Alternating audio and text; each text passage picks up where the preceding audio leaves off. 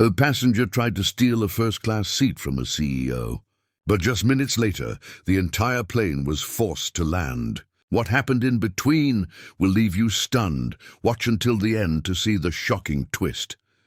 The terminal was alive with noise, rolling suitcases clattering across the floor, airport announcements echoing from every corner, and families hurrying along with children tugging at their hands. In the middle of this controlled chaos walked Marcus Grant, a tall, poised man in his early 40s. His polished shoes reflected the overhead lights, and his dark-tailored suit carried the quiet confidence of someone accustomed to boardrooms and power. Marcus wasn't the type to flaunt his wealth, but there was something about him that made people notice, even if they didn't quite know who he was.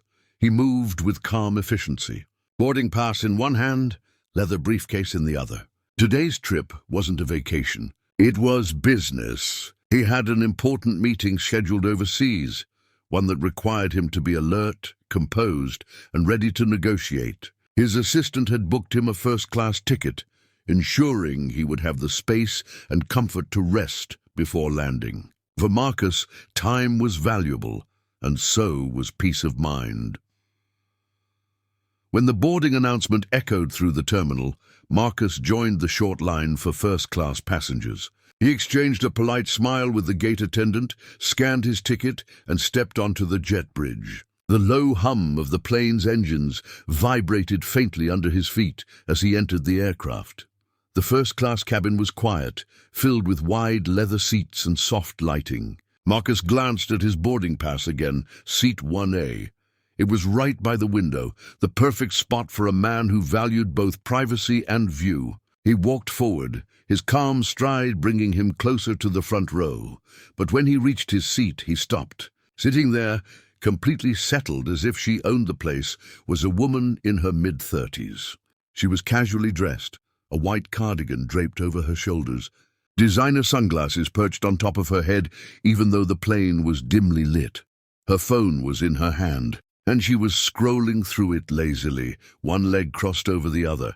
Marcus hesitated for a moment, wondering if perhaps she had made a mistake. He looked at the seat number again, then at his ticket. No mistake, it was definitely his seat. "Excuse me," he said politely, his voice calm but firm. "I believe this is my seat, 1A. The woman barely glanced up from her phone. Her tone carried no apology, no hesitation. "Oh no," she said lightly, almost dismissively. "I was here first. You can sit somewhere else." Marcus's brows furrowed, but he remained composed. He wasn't used to scenes, and he certainly didn't want to start one in a cabin full of strangers. He tried again, this time holding up his boarding pass so she could see. "I think there's been a misunderstanding. My ticket clearly says 1A. This time she looked at him directly. Her eyes narrowed, her voice growing sharper. "I don't care what your ticket says. I'm not moving. You'll have to find another seat." The air shifted in the cabin. Passengers nearby, who had been buckling their seatbelts and adjusting their bags, began to notice the exchange. A businessman, a few rows behind, leaned forward slightly, trying to hear. A young couple paused their conversation, their eyes flicking between Marcus and the woman. The tension was subtle, but spreading quickly, like a ripple across still water. Marcus stood there silently for a few seconds, calculating. His entire career had been built on staying calm under pressure, and this was no different. Losing his temper wouldn't help, and besides, he knew he wasn't in the wrong. Still, there was something about the woman's demeanor, so confident, so entitled, that struck him as unusual. Most people, when shown a ticket, would at least check theirs or call a flight attendant. She did neither. Finally, Marcus decided to call for assistance. He raised his hand slightly, catching the attention of a nearby flight attendant, a young woman in her 20s with a professional smile. She hurried over, glancing between Marcus and the seated passenger. "Is there a problem, sir?" she asked. Before Marcus could answer, the woman in the seat spoke first, her voice carrying the certainty of someone who believed she could not be challenged. "No problem at all. He's mistaken. This seat is mine." The flight attendant blinked, unsure. She turned to Marcus, who calmly handed her his boarding pass. She studied it for a moment, her eyes widening slightly. "This does say 1A, she murmured. Then she turned back to the woman. "Ma'am, may I please see your ticket?" But the woman only scoffed. "I don't have to show you anything. I'm sitting here, and that's that. Find him another seat." The attendant's professional smile faltered. Passengers were now watching more openly, some whispering, others pulling out their phones discreetly. A man in the aisle seat leaned back slightly, muttering to his neighbor, "I've seen that guy before. Isn't he Marcus Grant, the CEO?" His neighbor shrugged, eyes fixed on the scene unfolding. Marcus stayed quiet, his expression unreadable. He wasn't the type to boast about his identity or pull rank, but he was fully aware of the whispers starting to spread. His name wasn't unknown. He had been on the cover of financial magazines, his face tied to billion-dollar deals. But in this moment, he was simply a passenger trying to claim the seat he had rightfully purchased. The flight attendant hesitated, clearly torn between her duty to enforce seating arrangements and the woman's refusal to cooperate. She knew she would need to escalate the matter, but the cabin was small, the atmosphere tense, and everyone's eyes were on her. Marcus could feel the weight of those eyes too. He remained calm, his voice steady as he said, "I'm sure we can resolve this fairly. I'll wait." And with that, he stepped slightly back into the aisle, folding his boarding pass neatly in his hand, his posture relaxed but firm. It wasn't just about the seat anymore. It was about the principle, the moment, and the strange confidence radiating from the woman who refused to budge. Something was off, and Marcus, with the instincts of a leader who had navigated countless high-stakes negotiations, knew that this was only the beginning of a much larger revelation. The flight attendant, caught in the middle, took a deep breath and tried again. Her training had taught her to handle difficult passengers with patience, but this situation was escalating fast. "Ma'am," she said gently, "I really do need to see your boarding pass so I can confirm your seat. We want to make sure everyone is comfortable and in the right place." The woman shifted in her seat, her expression hardening. "I told you already," she snapped. "This is my seat. I'm not moving, and I don't need to prove anything to anyone. He can sit somewhere else. There are plenty of seats back there." She gestured vaguely toward the economy cabin, as if it were the natural solution. Marcus watched her carefully. Every word, every gesture seemed deliberate, not like someone who had made an honest mistake. She acted like she was untouchable, like she knew something the rest of them didn't. He thought of all the times he had negotiated with people who bluffed with confidence. This felt like one of those moments.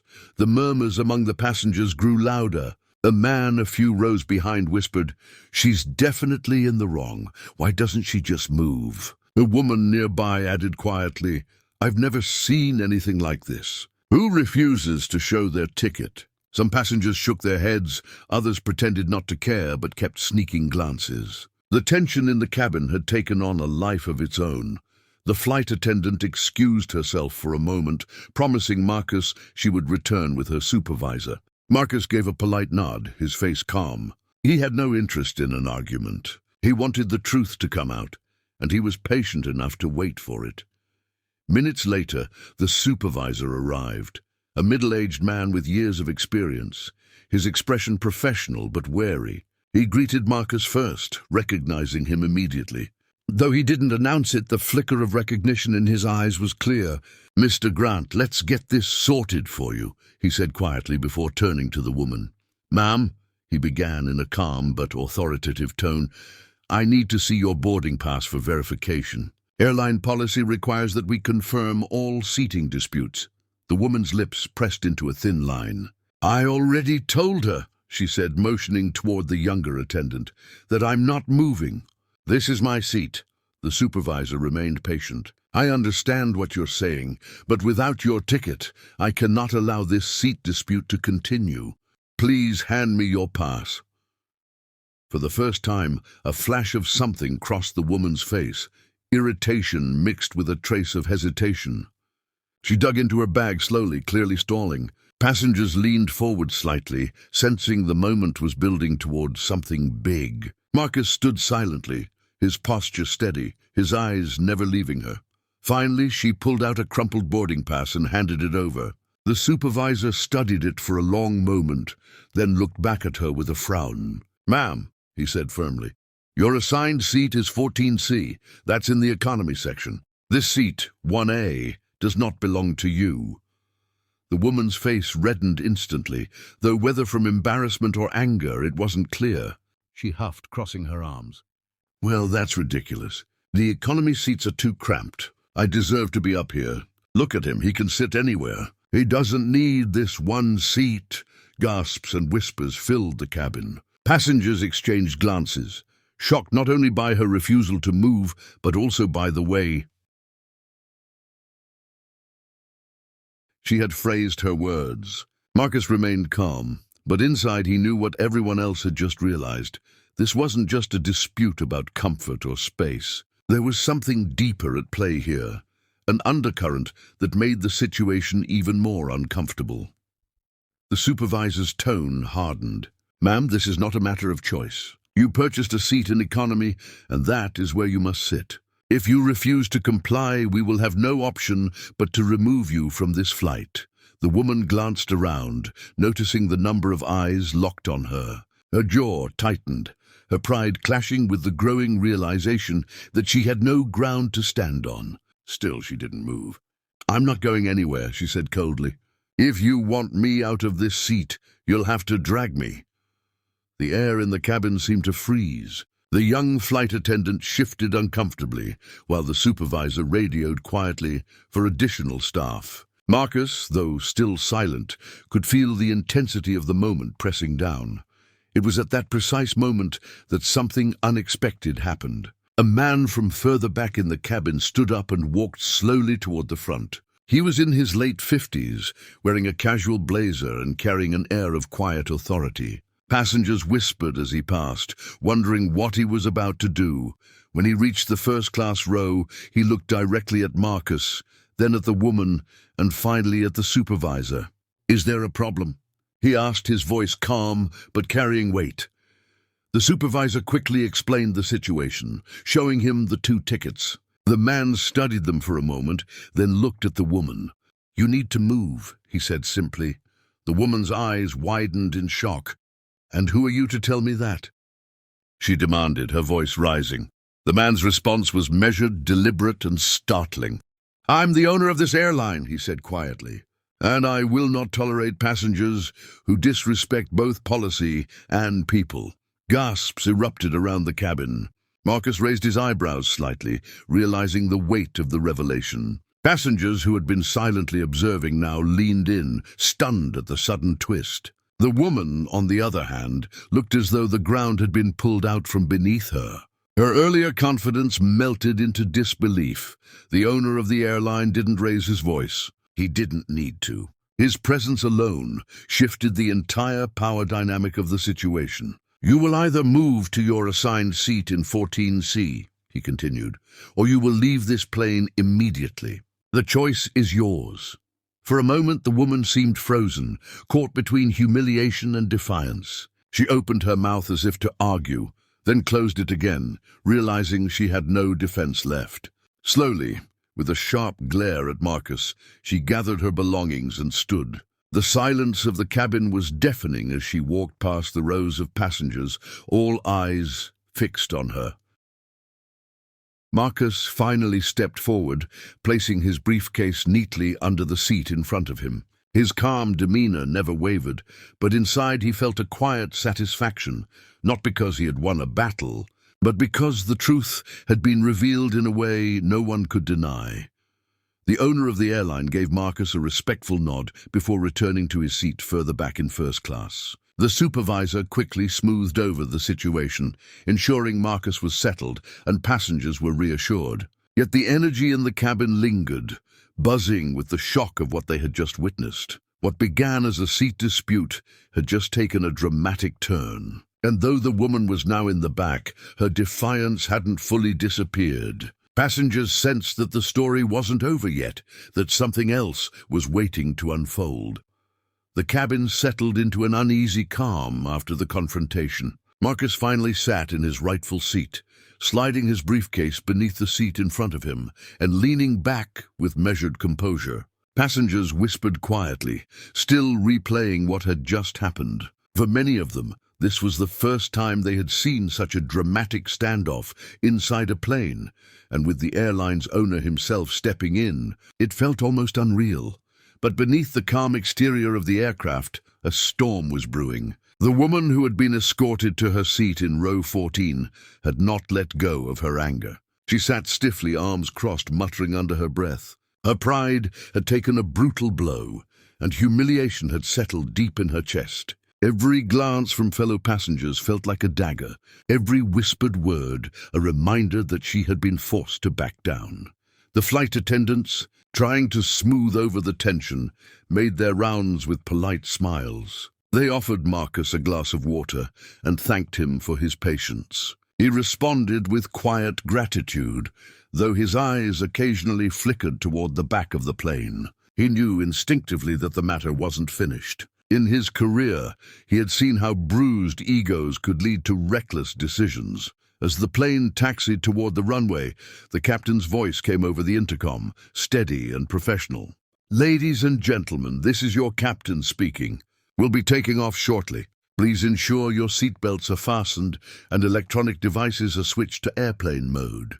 The announcement was routine, yet in the tense atmosphere of the cabin, even the familiar words felt heavy.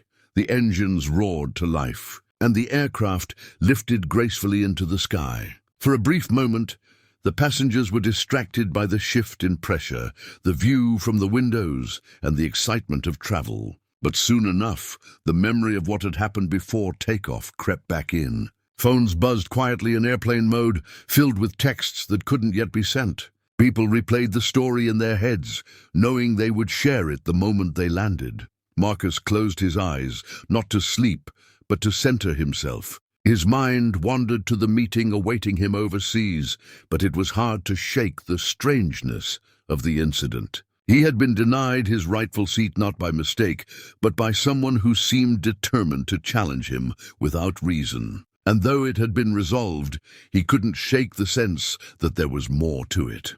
In row 14, the woman tapped her fingers impatiently against the armrest. She glared at the back of the seat in front of her, her thoughts burning. She replayed the humiliation of being forced out of first class, of being corrected in front of dozens of strangers. But what stung most of all was Marcus. His calmness, his quiet composure, his refusal to react the way she had wanted. She had tried to provoke him, but instead, she had been the one exposed. Her eyes narrowed and she whispered under her breath, "This isn't over." About 20 minutes into the flight, the first-class cabin was served drinks and snacks. Marcus accepted his with a polite nod, sipping water and reading through a few notes on his tablet. Around him, the atmosphere had calmed. Some passengers were watching movies, others were dozing lightly. To the casual eye, the incident at boarding was already fading into the past. But Marcus had lived long enough to know that appearances could be deceiving. Then, quietly but noticeably, a commotion began near the back of the cabin. A flight attendant hurried down the aisle, her voice low but urgent, as she leaned over to speak with the supervisor. Heads began to turn again, whispers spreading like wildfire. Marcus glanced back and saw the woman standing up from her seat in row 14, arms gesturing wildly as she argued with another passenger. The supervisor moved quickly, his voice calm but firm. "Ma'am, please lower your voice. What seems to be the problem now?" Her voice rose above the quiet hum of the plane. "The problem is him!" she shouted, pointing down the aisle toward Marcus. "He doesn't deserve that seat. I should be there, not him. Do you know who I am?" The words hung in the air, heavy and shocking. Passengers gasped. Some leaned closer to hear better, while others shook their heads in disbelief. Marcus stayed seated, his face calm, though his jaw tightened slightly. The supervisor kept his composure.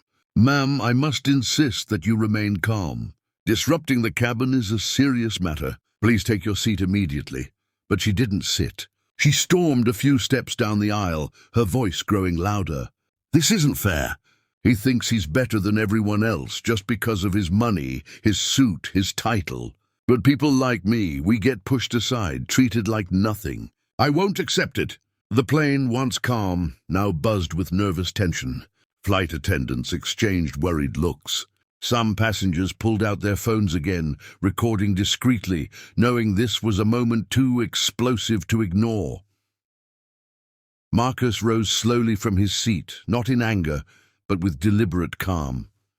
His tall frame stood out in the first-class cabin as he turned to face her. His voice, low and steady, carried across the aisle. "You've made your point," he said, "but disrupting this flight will not change the truth. You were given a seat and so was I. The difference is I respected the rules. You did not." His words were not harsh, but they struck like lightning. The cabin grew silent again, the tension thick enough to cut. The woman's face flushed with rage, her fists clenching at her sides. She looked ready to shout again, but the weight of the eyes around her, the phones recording, the passengers judging, the authority of Marcus's presence seemed to press down on her. The airline owner, who had been seated quietly near the front, finally stood once more. His voice, calm but unyielding, echoed through the cabin. "This flight will not continue with disruption. Ma'am, this is your final warning. Either return to your seat and remain calm for the duration of this flight, or we will land immediately and have you escorted off by security." Gasps spread again. The threat of an emergency landing was no small matter. The woman froze, caught between fury and fear. For a long moment, she said nothing, her eyes darting around the cabin, desperate for support but finding none. Finally, with a sharp exhale, she turned and stormed back to row 14, collapsing into her seat with a huff. The supervisor and attendants moved quickly to restore order, quietly checking on nearby passengers who had looked unnerved by the scene. Marcus sat back down, his face calm, but his thoughts sharper than ever. This wasn't just about a seat anymore. This was about dignity, about truth, about the strange and stubborn way some people clung to entitlement even when the facts were undeniable. The plane flew steadily on, the hum of the engines filling the silence that followed. But everyone on board knew one thing for certain: the story was far from finished. The air inside the cabin felt heavier after the outburst. Though the woman had returned to her seat, her anger still radiated like heat from an open flame. Passengers exchanged uneasy glances, wondering if she would erupt again. The attendants whispered to one another, strategizing how to keep control of the situation. And Marcus, though outwardly calm, could feel the weight of responsibility pressing against him. He knew this wasn't only about him or the seat anymore. It was about the principle of respect, fairness, and the example being set in front of dozens of watching eyes. The flight continued through the clouds, steady and uneventful in the sky, but inside, tension simmered just beneath the surface. Marcus picked up his tablet again, trying to focus on the notes for his upcoming meeting. But he couldn't help catching glimpses of the reflection in the darkened window, the woman in row 14, shifting in her seat, her gaze darting toward him like a predator waiting for a chance to strike again. The airline owner, seated near the front, had his eyes closed, but Marcus sensed he wasn't sleeping. He seemed to be listening, calculating, waiting for the right moment if things spiraled again. This was his airline, his responsibility, and he wasn't about to let it descend into chaos. About an hour into the flight, the attendants began serving meals in the first-class cabin. The scent of warm bread and roasted chicken floated through the air. Trays clinked softly as passengers adjusted their tables. Marcus accepted his meal with his usual calm courtesy. For a moment, it seemed like normalcy had returned, but it didn't last. The woman suddenly stood up again, her tray clattering onto the floor, startling those around her. She stormed halfway down the aisle, her voice rising once more. "I will not sit back there while he sits up here like some king," she shouted, pointing at Marcus. "I deserve that seat more than him. I belong in first class." Gasps echoed again. Some passengers groaned in disbelief, others muttered angrily about the disturbance. The young couple in row 3 shook their heads, whispering to one another, "She's lost it. She's really lost it." A man filming from economy leaned out into the aisle to get a clearer shot of the chaos. His phone angled discreetly. Marcus placed his fork down slowly, wiped his hands with the napkin, and stood once again. His movements were deliberate, calm, even graceful, like a man stepping into a boardroom negotiation. He turned toward her, his eyes steady, his voice carrying the weight of experience and authority. "You've made this flight about me," he said firmly, but without malice. "But this isn't about me at all. It's about the truth. You purchased a ticket for economy. I purchased one for first class. That's the only difference here. And instead of accepting that, you've chosen to create chaos for everyone on board." His words landed heavily in the silent cabin. The passengers leaned closer, eyes wide, breaths held. The woman's face twisted in defiance, but there was a flicker of doubt in her eyes. Marcus pressed on, his voice unwavering. "You think this seat defines your worth, but it doesn't. What defines you is how you treat people, even when no one is watching, even when you think you can get away with more than you paid for. What you've shown today isn't strength. It's weakness disguised as pride." A murmur of agreement rippled through the cabin. Passengers nodded, some even clapping softly. The woman's face flushed with anger. She opened her mouth to reply, but before she could, the airline owner stood once again, his calm authority silencing the room. "Enough," he said firmly. "This disruption ends now."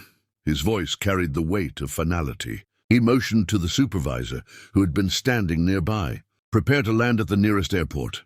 I will not allow this flight to continue under these circumstances." The announcement stunned the passengers. An unscheduled landing meant delays, missed connections, and hours of inconvenience. But none of them protested. They could all see how far things had gone. Safety and order had to come first. The woman's face drained of color. "You can't be serious," she cried. "You're really going to land this plane because of me?" The airline owner didn't flinch. "Yes," he replied simply. "Actions have consequences, and you've left me no choice." The captain's voice soon came over the intercom, calm and steady, informing passengers of the diversion. The cabin buzzed with shock, whispers, and nervous laughter. Marcus remained standing for a moment longer, his eyes locked on the woman's, before finally sitting back down. As the plane descended, the tension shifted into anticipation. Passengers recorded videos, exchanged stories, and shook their heads in disbelief. Marcus leaned back in his seat, his hands folded, his mind turning over what had just unfolded. He hadn't sought this conflict, but fate had placed it in his path, and the way it had played out spoke volumes about the world they lived in. When the plane touched down, the landing was smooth, but the atmosphere was charged. Police and security personnel were waiting at the gate. As soon as the doors opened, the woman was escorted off the plane, her protests echoing down the jet bridge. Passengers watched silently, some with pity, others with relief. Marcus remained seated, calm as ever, as the airline owner approached him. The man's expression softened, his earlier sternness giving way to respect. "Mr. Grant," he said quietly, "thank you for your patience and composure. What you showed today wasn't just dignity, it was leadership. You handled yourself better than most people could." Marcus inclined his head slightly, his voice even.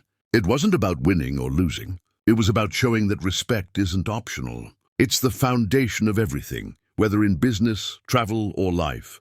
The airline owner nodded, extending his hand. "On behalf of this airline, I apologize for what you endured. And I promise you this, we will take steps to ensure this never happens again." Passengers around them who had been listening erupted into applause, not because of the drama alone, but because they had witnessed something rare, a man who stood tall without raising his voice, who commanded respect without demanding it, who proved that strength lies not in aggression, but in composure. As Marcus settled back into his seat, the engines roared to life once more. The plane prepared to resume its journey. Passengers, still buzzing with disbelief, knew this was a story they would tell for years to come. And Marcus, staring quietly out the window at the clouds beyond, knew one thing with absolute certainty: the truth always rises, just like a plane breaking through turbulence into clear skies. And that's how a stolen seat turned into a lesson the whole world couldn't ignore. What would you have done in that moment? Drop your thoughts in the comments. I'd love to hear them. Don't forget to hit the like button if this twist shocked you. Subscribe for more unbelievable true stories and share this video with someone who needs to see it. Until next time, stay inspired and stay curious.